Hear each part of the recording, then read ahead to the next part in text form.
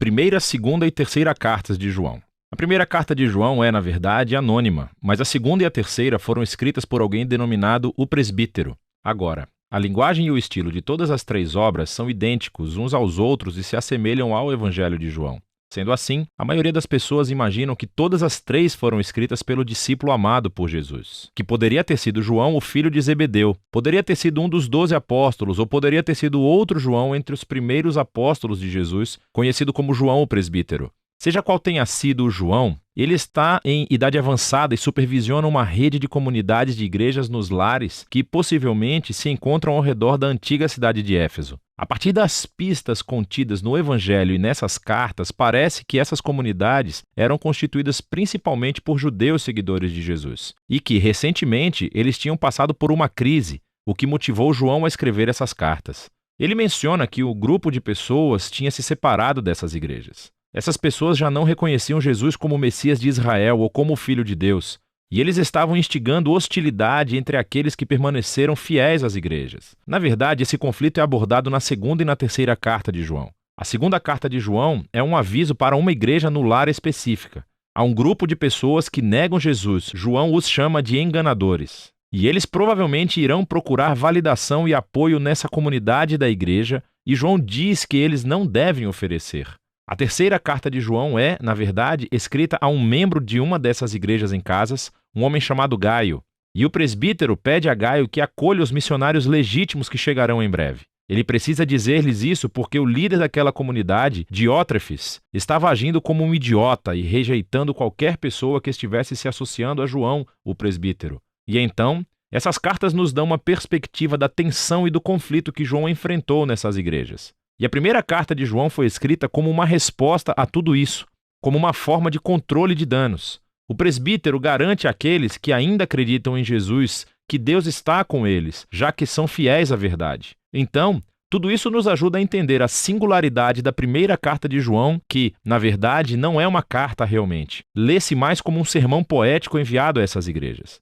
João diz que não está passando novas informações. Na verdade, quase todas as ideias e palavras-chave na primeira carta vêm dos ensinos de Jesus no Evangelho de João. Sendo assim, o objetivo de João é relembrar e convencer esses cristãos a permanecerem fiéis àquilo que eles dizem já acreditarem. A qualidade poética do sermão de João é muito legal. Ele não desenvolve suas ideias de uma maneira linear ou lógica. Em vez disso, ele usa uma técnica muito conhecida da antiga retórica chamada amplificação. João tem apenas algumas ideias essenciais sobre a vida, o amor e a verdade que ele deseja transmitir. E ele vai enfatizar essas ideias repetidamente, apresentando em cada momento um ângulo ou foco diferente. Ele usa muitas hipérboles. Ele usa contrastes bem evidentes como imagens simples sobre luz e trevas, amor e ódio, bem e mal. Mas não se engane com a simplicidade da primeira carta de João. Esse trabalho é muito profundo. A primeira carta de João conta com uma introdução e uma conclusão claras. E os ciclos que fluem do sermão, entre a introdução e a conclusão, não seguem qualquer tipo de esquema literário rígido. Parece haver duas grandes seções, cada uma marcada pela frase introdutória. Esta é a mensagem. E então, cada uma é seguida por uma repetição de imagens sobre como Deus, em primeiro lugar, é luz, e em seguida sobre como Deus é amor. E todas as ideias nessas duas partes fluem e voltam para essas duas ideias centrais. Sendo assim, a introdução é muito semelhante ao prólogo do Evangelho de João. Há reflexos do capítulo 1 de Gênesis e do capítulo 8 de Provérbios.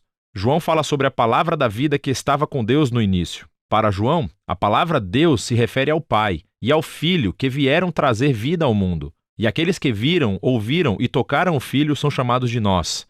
João se refere a ele próprio e aos apóstolos que foram testemunhas oculares de Jesus. E agora nós temos uma mensagem para vocês, a próxima geração de seguidores de Jesus. Então, quando os apóstolos compartilharam a palavra da vida com outras pessoas, essas pessoas também foram trazidas para a comunhão com o Pai e o Filho através dos apóstolos. A palavra comunhão aqui vem do grego, koinonia, e significa uma participação ou partilha.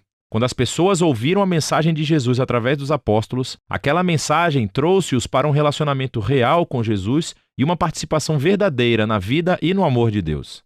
E em seguida, isso flui direto para a primeira seção principal. Essa é a mensagem. Deus é luz. E esta é a mensagem dos apóstolos, que o Deus revelado em Jesus é luz. Sendo assim, se as pessoas desejarem participar na vida do próprio Deus por meio de Jesus, elas precisam continuar caminhando na luz. É uma imagem formidável, mas o que significa? Para João, significa manter os mandamentos de Jesus. E isso é difícil. Então, quando você falhar, a morte expiatória de Jesus cobrirá os seus pecados. E mais uma vez, você é chamado a se levantar e obedecer os ensinos de Jesus. Mas qual das suas lições? João lembra as igrejas dos velhos e novos mandamentos transmitidos por Jesus aos seus discípulos na última ceia, que eles amassem uns aos outros como ele os amava. Fazer isso é caminhar na luz. Se a luz de Deus agora brilha por meio de Jesus, então significa que a escuridão do mundo está passando. O que também significa que, neste momento, os filhos de Deus venceram o pecado, o mal e a morte que reina no mundo. E isso levou João a desafiar as igrejas. Não ame o mundo, pois ele também está morrendo. Aqui ele se refere especificamente ao orgulho e à corrupção sexual. Provavelmente, esses são problemas ligados ao conflito que existia nas igrejas. E isso leva João a advertir as igrejas sobre essas pessoas que deixaram as comunidades e que negaram Jesus como Messias. João os chama de antimessias e enganadores. Mas ele está confiante de que aqueles que ainda conhecem a verdade sobre Jesus são, na verdade, os verdadeiros filhos de Deus e eles são amados pelo Pai.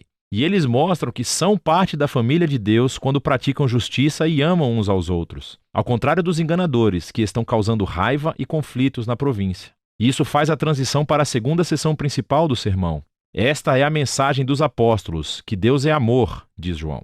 E assim os filhos de Deus devem amar uns aos outros e evitar o ódio. Não sejam como Caim do Gênesis, capítulo 4, diz João. O seu ódio o levou a assassinar o seu irmão. Mas para os cristãos, o amor é definido pela entrega de vida como um sacrifício pelo bem-estar dos outros. E foi isso que Jesus fez. E quando os filhos de Deus confiam no amor de Deus por eles, isso os muda. E então, João avisa-os mais uma vez a respeito dos enganadores. Dessa vez ele os chama de falsos profetas. Quando eles negam que Jesus é o Messias, eles afirmam que estão falando em nome de Deus. Mas João diz que eles devem testar os espíritos. Se alguém diz falar em nome de Deus, mas não focam em Jesus como o Filho crucificado de Deus, eles não estão falando em nome de Deus. Os verdadeiros filhos de Deus centralizam toda a sua vida no Jesus crucificado e ressuscitado, pois é aí onde vemos revelado o verdadeiro coração de Deus. Nós vemos na cruz que Deus é um ser de amor e entrega absoluta. E esse amor é o que motiva os seguidores de Jesus a amar uns aos outros da mesma forma. E quando as pessoas conhecem esse Deus de amor, isso as afasta do medo e da angústia para sempre. Isso é parte daquilo que João quer dizer quando ele menciona vitória sobre o mundo. Quando você entende que Deus te ama, que Ele é louco por você apesar das suas mais profundas falhas e defeitos, esse amor se torna algo que fundamenta toda a sua vida. Esse amor é o resultado da confiança em Jesus crucificado. Vem por meio da fé no testemunho de Deus a respeito de Jesus dado pelo Espírito e a fé na mensagem dos apóstolos sobre Jesus. E quando o amor de Deus toma posse de você, a vida eterna se revela. É uma vida permeada pela própria presença, vida e amor de Deus. E isso começa agora e continua pela eternidade. E isso conduz João ao auge da conclusão do seu sermão. Ele diz: nós sabemos que o Filho de Deus veio, podemos conhecer aquele que é verdadeiro e estamos naquele que é verdadeiro, em seu Filho Jesus, o Messias. Esse é o Deus verdadeiro e a vida eterna. Agora, caso você esteja confuso ao ouvir essa frase e esteja pensando: espera, quem é aquele que é verdadeiro? Quem é aquele que nos dá a vida verdadeira? É Jesus ou é Deus? E a resposta de João é, obviamente, sim. João não conhece nenhum Deus além de Jesus. E quando ele e os outros apóstolos encontraram Jesus, eles descobriram o Deus que nos ama tão profundamente, que optou por não existir sem seus filhos, apesar de nossas falhas. E esse Deus é tão magnífico, tão inesperado, que as palavras finais de João nos convidam a rejeitar os nossos ídolos, ou seja, resistir a qualquer tentação de recriar o magnífico Deus à nossa própria imagem. Conhecer Jesus é conhecer o Deus criador da vida e do amor centrado no próximo. Isso, diz João, é o único e verdadeiro Deus. E é disso que se tratam as cartas de João.